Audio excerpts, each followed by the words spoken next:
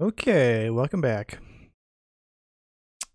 Two. Welcome to Joe Dynamics Tepta Podcast. I guess that's a temporary name for now. You're um, Adam. that's Joe over there. Uh, so continuing on with Neil Postman's Amusing Ourselves to Death. We got chapter 7 this time around. Now this. Mm. Quite a terrific little chapter, I must say. I think we'll have quite a bit to say about it. And before we dive into it, here's a quick message from our sponsor, Cologuard. Cologuard. It's a prescription drug medicine to see if you have colon cancer, but you don't need a colonoscopy. Ask your doctor about it. Thank you. This episode's sponsored by Cologuard. That's a little bit of a joke. That's a little bit of a joke. Peekaboo. It'll be relevant later. I swear. Okay, so if you could somewhat infer what this chapter is about, now this kind of links back to the previous chapter 5 about Peekaboo. I thought it was heavily intertwined in ways. So, to start off the chapter, he talked heavily about, I guess, the structure of the current state of news media. And you start talking about how it brings us back to this idea of pseudo context and a structure heavily focused around entertainment. And then he even went in to talk about how the number of minutes is heavily structured in a way to keep us entertained at all times and not have to think too hard about it. Yeah. I want to ask like listeners and you, if we think about you don't watch cable news. I don't suspect. I Not don't for a either. long time. So one of the things I want someone to think about is ask themselves the last time they've seen something like that and what did they cover? So I watch Jeopardy every day. Before Jeopardy is Nora O'Donnell on my CBS. So she has she's got like a half an hour show. It's like 5:30 to 6 or whatever. And sometimes I turn it on and I only have a couple minutes before Jeopardy. But in that half hour, minus commercials, in that 20 some minutes, 22 minutes, let's say, or 23 minutes, how many quote unquote news stories do they cover? And I've seen segments, especially at the end of the show where I only tune in for 5 minutes, where they have covered like 2 or 3 things. And then they'll also say, tune in tomorrow, we're going to cover this dog is a service dog and it's doing great stuff. That's great. That's not news. And it's also, it's crazy to have that where before the commercial break or before we said now this, we were talking about something the president did, or we were talking about foreign affairs, or we were talking about whatever. And then we're saying this Girl Scout actually decided to bake her own cookies and give them away to the homeless. Well, what's happening? We have to we're trying to temper your pain in taking all of that dark information. And if people are watching or listening and they really try to think of their news, really try to question how many topics do they cover? How many stories? And in what amount of time? Because once you try to quantify that, I think you'll have a really like pretty good definition of the now this culture or discourse that it favors. Yeah, I think that's a pretty good step one, being cognizant of the kind of psychological effects of the current structure we're using in news media. So in this chapter, he's not only defining what television and news does to discourse as far as now thisifying it, and how he's explaining how it's fundamentally different than typographic, fundamentally different than print, but he's also saying it's unequivocally worse. Unequivocally worse. Like, without a doubt, it's worse, and these are the reasons why. And we're gonna now kind of go through the chapter a little bit and talk about all the examples he gives and the reasons why he Yeah. thinks it's definitely To worse. to even double down on that point, you get outside of the news, and then you're streamlined into another structure of 1 minute or less segments of commercials. How many commercials do you think you see by the time you get back to the programming that you were watching? It's pretty insane. We talked about this before, but at least me and you in particular, since we haven't been watching cable television in a long time, we pretty much just don't stand at all for commercials. Like, to the point Fuck where, no. like, if we're watching a movie on Hulu, or I guess Prime still has commercials depending on what you choose, but we'll be like, maybe we'll just watch something else, because it really does hamper the experience of, in this case, watching a movie. We were gonna watch Texas Chainsaw Massacre on Tubi that one night at Blake's, and Tubi has ads. Yeah. And I said, no, you're gonna get an ad blocker, and we're not doing that. You were because super adamant about it. I'm not fucking dealing with that right now. I respect that. And I'll stop a fucking.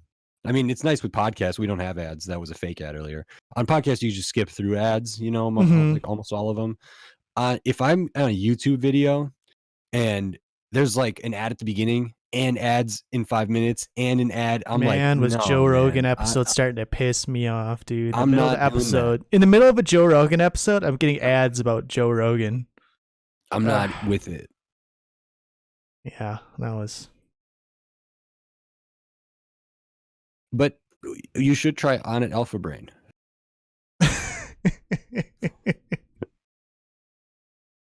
I'm operating at 150-10%. Okay.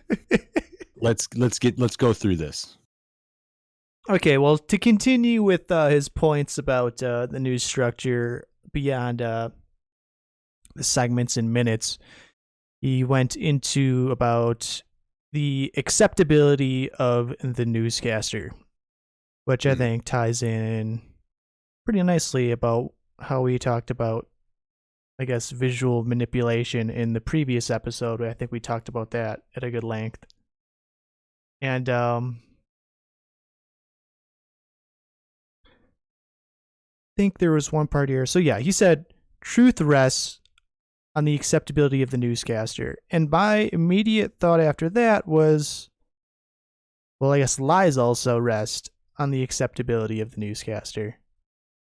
And I took it as, wow, it's that much more easy to believe, I guess, let's say, bad information. If I mean, depending on how this guy looks and other things at play here. I don't know if it was in this chapter or in the last chapter, but he says something about like Nixon looked like a liar. So whether what he was saying or it was true or false, it was like he looks like someone I don't know if I would trust. I'm sure we can point to other people in modern times that have a similar quality to them, just visually, and also influenced by sort of what you know about them at the time. But it's an interesting concept to like judge verisimilitude or the magnitude of such based on like who's trustworthy. An interesting thing for us is we both look really trustworthy, but maybe we're not. No, I don't know if we do. But on news, I mean, you're supposed to, I guess. And that's something that's just an inexorable quality of it, where it needs to be there. You need to look at Tucker Carlson and say, this guy tells the truth. Rachel Maddow tells the truth, for whatever your perspective is. And if they don't meet that criteria, then it casts doubt on everything they're about to say, which is such a weird thing to base your concept of truth around. And to point out, is largely absent in a typographic or print culture, because you're just reading their words. So yeah, what they look like. Oh, here it is. He did give a specific example for his point here about credibility. and it was about some sort of news anchor. She was let go Oh, or yeah. fired because she hampered the viewer's acceptance. What could that mean? No, I know what that means, but wow. And she sued, right? I believe so, yeah. Did she win? I don't remember what the outcome it was. I don't know if it was mentioned here.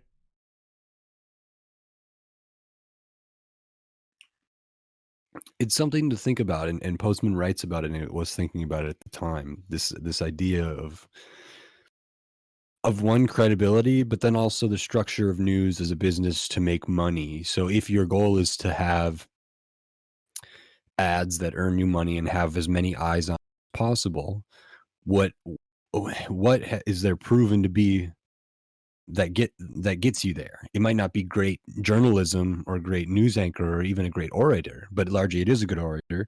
But it's also someone who's like usually like milk toast enough or averagely uh handsome or beautiful or good looking enough that it's fine. People can look at their face and not immediately be revolted.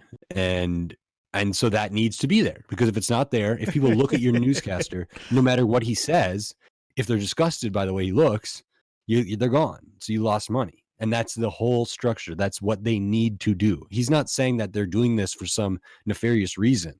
He's saying that and they cover this when they talk about that exec, about which we'll get to, about all the different things that news needs to be, and it's a necessity for them. And so it's not some evil thing being like, oh, you have to have good looking people so people watch. It's really like people want to see that, so that's what they give them. They have to. They probably want to as well, but they do have to. Okay, so to continue on with this little theme we got here about the, I guess some of the background processes going on with the structure of news media. I think his next point was, I think he briefly talked about music and how, again, like I said, it linked back to our last episode of how the visual system is very misleading. I think you could say the same thing about music, and it's pretty rare to watch all these different news segments without music because it it's a very it's an element that is, in my opinion, easy to manipulate. Music has been shown to strongly provoke certain emotions, and I think that's probably its primary purpose in what drives viewers' attention to the screen. And to tie that off here, a nice little quote here about sort of the visual system, but pictures have little difficulty in overwhelming words and short-circuiting introspection.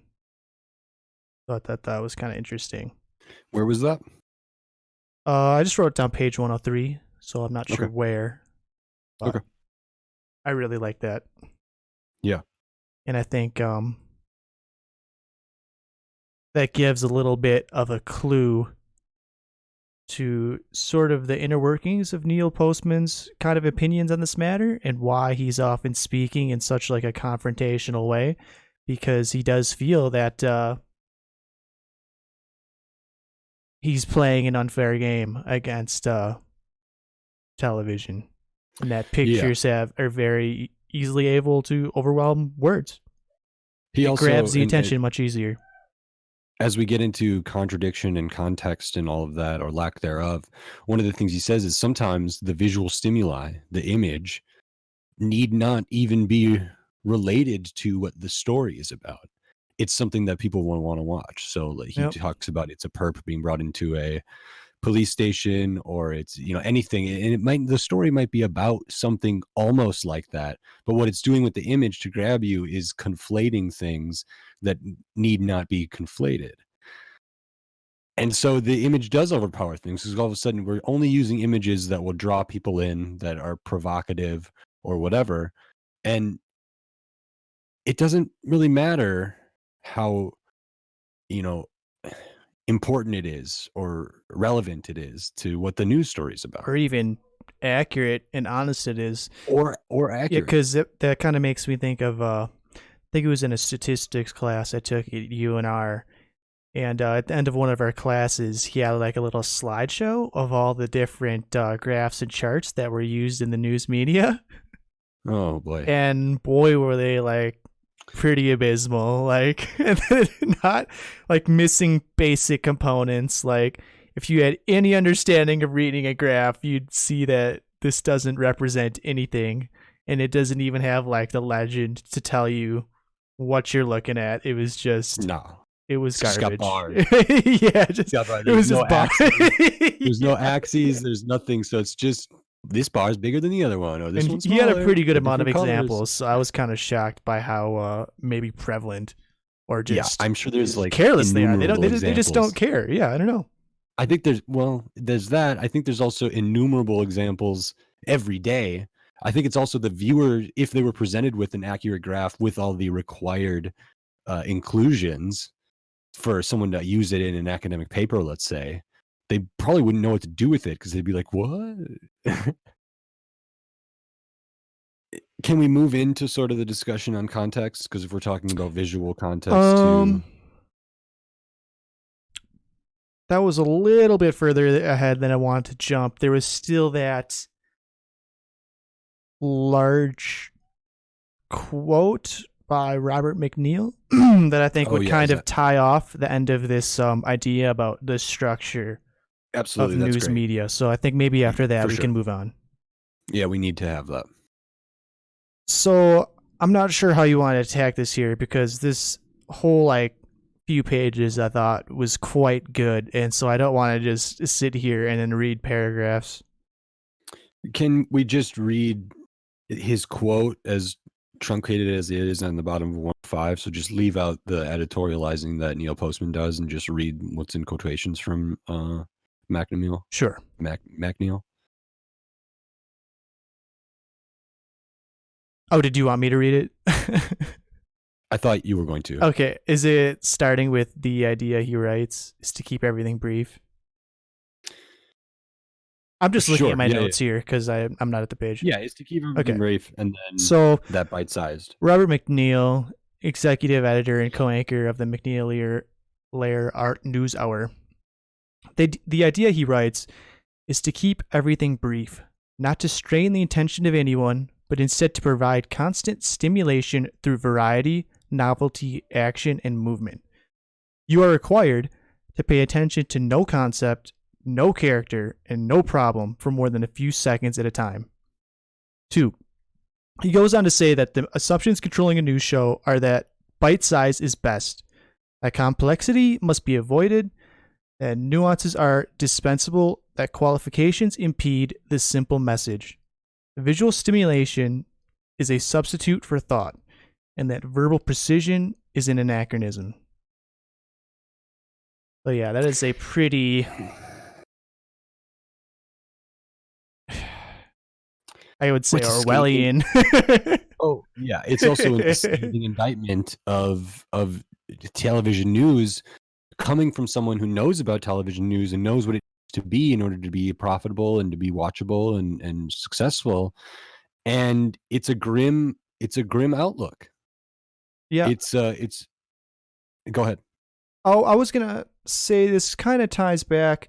I couldn't tell you which episode it was, but when we kind of extrapolated this idea out to like social media now, and you could parallel this to like what Facebook's wall is, and there's a lot of similar things going at play here, and outside of just the news. And now that we have the internet and all the things that come with it, I think things similar to this model are constantly at play, and that's what makes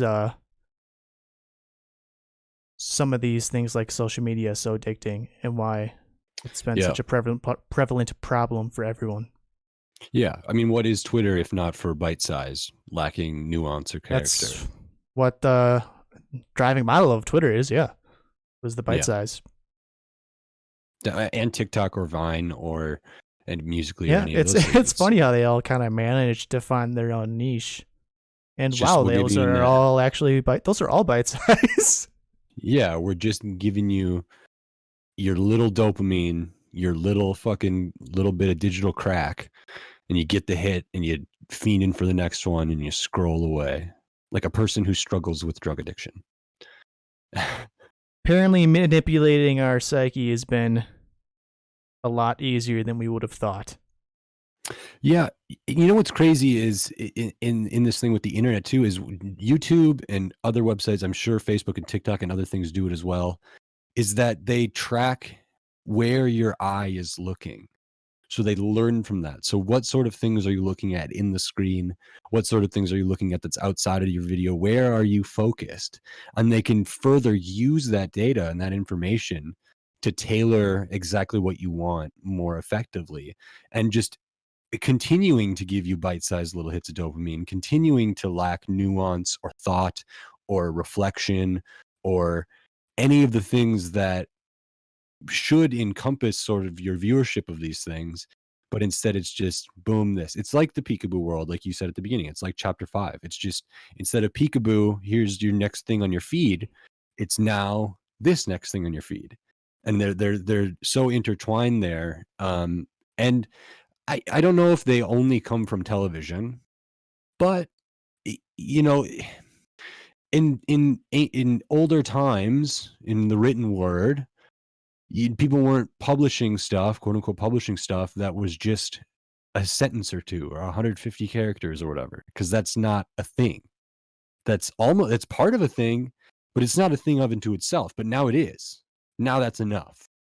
And we've slowly sort of moved back to just a couple words. That's enough to be a thing. And it could be information. And it is definitively information, but it's not important information necessarily just by being there, by being published on a website or elsewhere. I mean, it's like you're sitting in a stall and there's writing on the wall and it's whatever people fucking write on the shitter walls. But now that's all of a sudden this is important. This is something that's like you gotta see. This is something that we're now gonna cover on the Nightly News because now they cover tweets and say this person tweeted this person tweeted this, and that's news. And it's Oh, just I like, can't stand the people's like tweets and stuff or news. You see it up and they bring up the image. Oh, that's hard to watch. yeah, I don't know what Neil Postman would think of that. Lucky for him, he died before. Well, maybe Yeah. unlucky, but he died before he ever had to see Twitter. So the Twittification of television news, I'm sure it would sully his view on the human experience. This kind of makes me That think of sort of where this capitalist bottom line philosophy kind of fits in with like, well, I guess I'll stick to just like social media. That I don't know, sometimes I feel like these companies don't even need to focus on making a good product anymore because it's just no, become easier to manipulate the consumer to buying their product regardless. yeah. It's Let me ask easier you to get this: someone to buy something than make something worth buying. easier and also less expensive.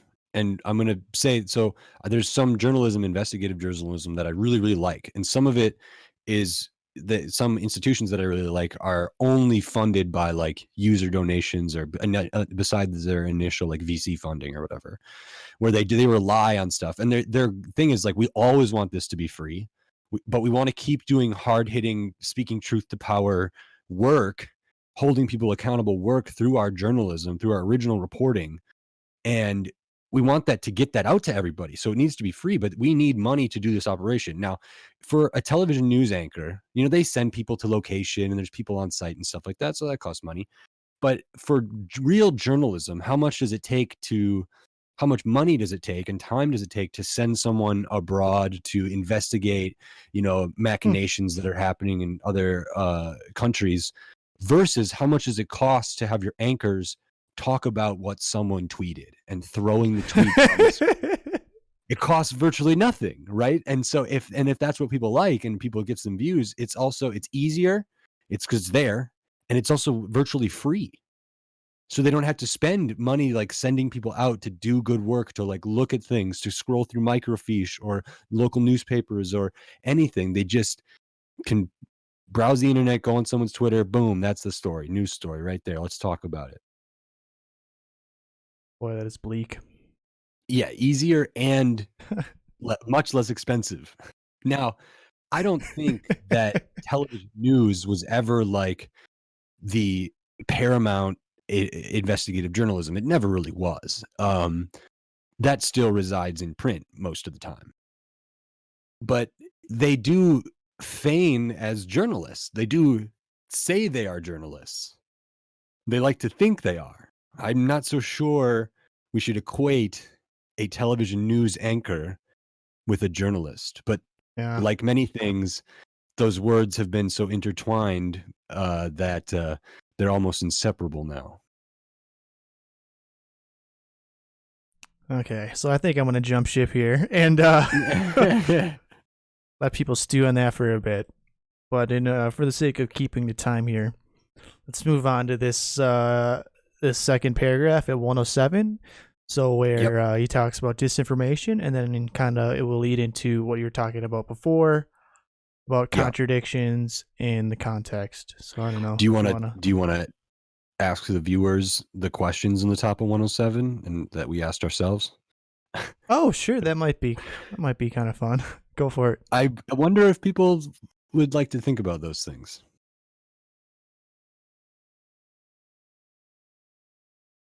Do you have them? Oh, you wanted me to again? I have them in front of me, but if you have them, you can read them. But I have them too. You just go for it. Okay, so in what we're going to get to, and Joe's talking about, is he says later it is probably more accurate to call them emotions rather than opinions. So when people talk about the water cooler talk of opinion or stuff they think, or like that they're talking about in the political discourse or whatever that they're talking with amongst their peers, they might be talking about the Iran nuclear deal, or they might be talking about the Paris Climate Accord, or they might be talking about something like that. So this is 85. So he was writing about the Iranian hostage crisis, or you could even point to Iran-Contra or someone like that, that someone might have quote unquote opinions about. And he says, we may assume then that Americans know most of what there is to know about this unhappy event, that being the Iranian hostage crisis. And then he poses these questions. He said, would it be an exaggeration to say that not one American in 100 knows what language Iranians speak? Or do you know, now I'm kind of paraphrasing, do you know what the word Ayatollah means or implies? Or knows any details of the tenets of Iranian religious beliefs? Or the main outlines of their political history? Or knows who the Shah was and where he came from? Now, Joe, and we're reading this, we asked ourselves these questions. I knew the answer to some of them, and I didn't know the answer to others. I didn't know the answer to any of them. but you also don't have an opinion on the Iranian hostage crisis. That's very true. Or stuff like that. So you're not, I probably am a bigger sinner, committer of this, where I might speak about something without knowing more about it. So I'm maybe one of the bad ones where it's not opinions, it's emotions, and I don't actually understand because I have none of the context that allows me to form an informed opinion about a complex issue such as that. I did know some of those things though. Thank you. Give me my props. And now we can get into that next page that you wanted, or that next paragraph. Okay. So I don't know if you wanted to continue here, but go ahead and maybe provide the. Well, you can maybe either give your own definition if you like, but I would also like to read his definition for disinformation. Yeah, the only thing I want to say to before you get into that, as we're talking about here, he says what is happening here is that television is altering the meaning of being informed. by creating a species of information that might properly be called disinformation. Now, we're going to get into disinformation, but I really want to focus on that first part. Altering the meaning of being informed. Television did it. Now Facebook and YouTube and Google and Twitter and all that does it. The internet does it. Social media does it. Where now someone, everyone's wake up sheeple. Everyone's, the anti-vax people are informed. The coronavirus host people are informed. Like, you got to look it up. You got to, look at all the sources, look at the stuff. The flat earth people are informed. But it's completely devastated. It's demolished what being informed in a explicitly and definitively used to mean. In a typographic culture, in a print culture, being informed means one thing, and now being informed means something utterly different. But for most people, they can't sort of decipher their way through that. They can't maneuver between what being informed does mean empirically and should mean, and what they think it means. So they think themselves informed, but they're not. It's a wise man knows himself to be a fool, but a fool thinks himself a wise man, or whatever that parable is. But now because we said disinformation and we're talking about being informed, I think it's useful to now define it as he does. So disinformation does not mean false information. It means misleading information, misplaced, irrelevant, fragmented, or superficial information. Information that creates the illusion of knowing something, but which in fact leads one away from knowing. Oh, I really like that. Particularly the ending part. Oh boy. Creates the illusion of knowing something, but which in fact leads one away from knowing. And yeah, you parallel that to, some of the things that you just rattled off, like anti-vaxxers. Yeah. Well, like those questions about the Iranian hostage crisis. If we asked anti-vaxxers, do you know the history of vaccines? What was the first vaccine? How did it work? But I don't know if they understand vaccines. Largely, I don't understand vaccines. What I do understand is how vaccines have helped in the past, and I have a trust in science enough, even if I distrust the pharmaceutical industry, I have a trust in medical sciences as a field to just pretty confidently believe, or not even believe, know potentially, that vaccines work and are good for eradicating harmful diseases. Yeah, I think boy, it's at the tip of my brain here, but I think the first vaccine was one for smallpox. Smallpox or polio, and it was measles. I think it was discovered that you could get, I think it was cowpox, so something that was very similar to smallpox, and you could be infected with it, and then it would give you immunity. The cowpox would give you immunity to the smallpox. And I think the guy was like Jen or something, and he infected his own family. Yeah, I mean, parents had that when I was a kid with like chicken pox, right? Yeah. Where you get them, you don't get them anymore. And if you get them as an adult, it can be very bad. Yeah. But if you have them as a child, and then you're fine, whatever. I mean, I also get tetanus shots, I get flu shots, I get whatever STD shots if they have them, like HIV or anything that is a preventative issue. And there are diseases that we have successfully or virtually eradicated, and yet it can still come back if we don't vaccinate. Bill Gates revives them. If we don't vaccinate people, yeah. Well, we're going to cut that out. Okay, so now we're talking about disinformation. We're running a little bit long. We got to speed through the rest of this. Sure.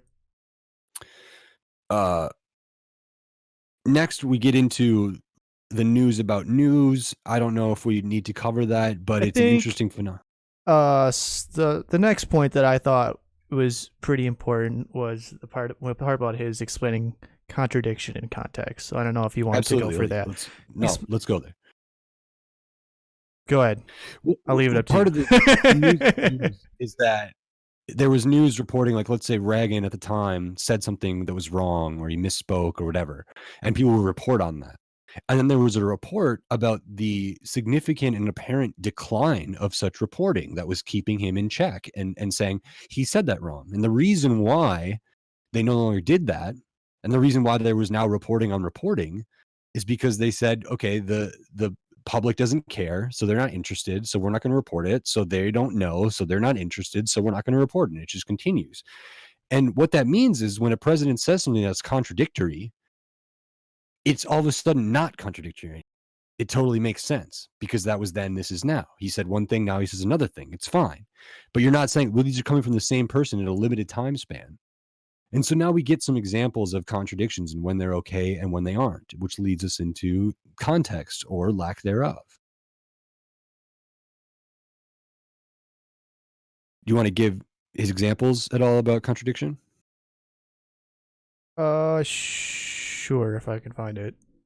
You have it. Just go for it. So there's the apples and oranges thing. Just read it. Okay. There is no problem in someone's remarking that he prefers oranges to apples and also remarking that he prefers apples to oranges. Okay. Not if one statement is made in the context of choosing a wallpaper design and the other in the context of selecting fruit for dessert. In such a case, we have statements that are opposite but not contradictory. But if the statements are made in a single, continuous, and coherent context, then they are contradictions and cannot both be true. Now, what he's describing is that because it needs to have a coherent, continuous connection between the things to understand contradiction, if you get to now thisifying stuff, if you remove a continuous structure, if you remove coherence, if you remove context, contradictions are no longer possible because it doesn't have all the qualifiers to make a contradiction happen.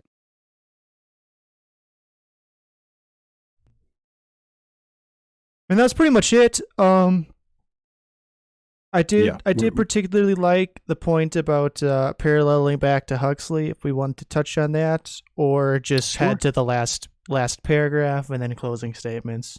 Well, if people are familiar with Brave New World, I think the thing about Soma is tickled my jimmies. Yeah, did you like that? I liked it because you liked it, Joe. All right. Well, Neil Postman, somewhere along the line here, said, if anybody is familiar with Aldous Huxley's Brave New World, television is the soma of that novel. And I don't mean that the trivialization of public information is all accomplished on television. I mean that television is the paradigm for our conception of public information. So, yeah, that's an important one. Just to it is an important. Read it a second time. Go for it. It's an important point. The trivialization of public information is all accomplished on television. That's not the problem. I mean that television is the paradigm for our conception of public information. It shapes everything around it. It's not just that, it appears on TV. It's that TV itself as a media, as a medium, as epistemology, completely and forever alters what public information means. What it is at its very core. At the simplest definition of public information, it changes what that means. And the fact that it's trivialized because it needs to be entertainment, because it needs to be show business, again, isn't just because it's there on TV in show business. It's because what that means when it relates to public discourse, what it means when it relates to political discourse or scientific discourse or any slew of other things. He talks a little bit about this bite-sized, no context culture that then pervades into the print world, which he talks about Newsweek. But I think people can kind of figure out what that means. As we've seen, it pervades into our social media. So now it's in text, it's in print, and it's on TV. It's in everything. Now it's in everything, more so than it was at the time of writing this book. Yeah, okay. So, I mean, did you want to say something? Your last things. There's one quote here that it's TV, it's print now, it's the internet. It's also the language of radio newscasters, he says, but I'm going to draw this to all of those things. Under the influence of television, is the language is increasingly decontextualized and discontinuous, so that the possibility of anyone's knowing about the world as against merely knowing of it is effectively blocked. So being informed isn't knowing about it, it's just knowing of it. You don't know about the intricacies of the Iranian hostage crisis. You don't know about the scientific advancements that were made in order to create a vaccine in record-breaking pace. You don't know all of the parts that make there. You know of it. You know there is a vaccine. You know that there was this thing, but you don't know about it. Knowing of something is very different than knowing something exists. Knowing about the Paris Climate Accord is different than knowing that the Paris Climate Accord is a thing and someone told you it's bad or it's good. And we've really lost that. Now knowing of something, that's enough. And that's why it's emotions over opinions. And that's what this chapter was about. This now this. Everything's now this. And what that phrase epitomizes is what it implies at its core is this nature of decontextualization, discontinuity, discoherence. And as we've discussed in a bleak way, it's pretty much everywhere now. That's how we operate. And it's a little sad. Do we have the last couple things we want to read? Do you have the two last sentences? I was just going to skip it and go for closing statement. Okay, yeah. So I kind of wanted to just maybe give a bit of a summary of everything we went through so far. We kind of started off with the structure of the news media. We talked about the length of the segments in minutes, the idea of bite-sized segments, keeping everybody entertained at all times. We talked about the manipulation of the consumer by both visualization and music and the acceptability of the newscaster. That pictures have little difficulty in overwhelming words. I thought that was a key takeaway. And Bunky, you also put forward a pretty good question that I would like to reiterate at the end. Let me kind of leave viewers here. Yeah, before we go on to that last thing, can I just say one thing? Because we didn't talk about it and we didn't get there, but this is like a funny little button end. I think it's really, really funny. In talking about the now this and talking about commercials or advertising, Postman writes in this book, I'm going to read that because it's very funny.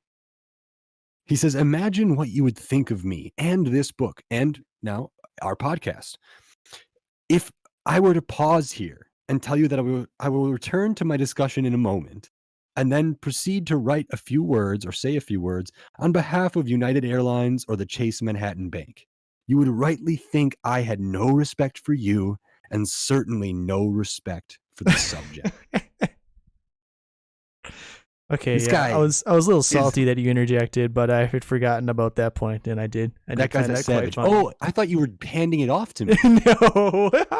Oh shit. It's okay though. It was. I was definitely going to skip that part. I had forgotten, and I very much enjoyed it. Part too, but very, very salient point. Yeah.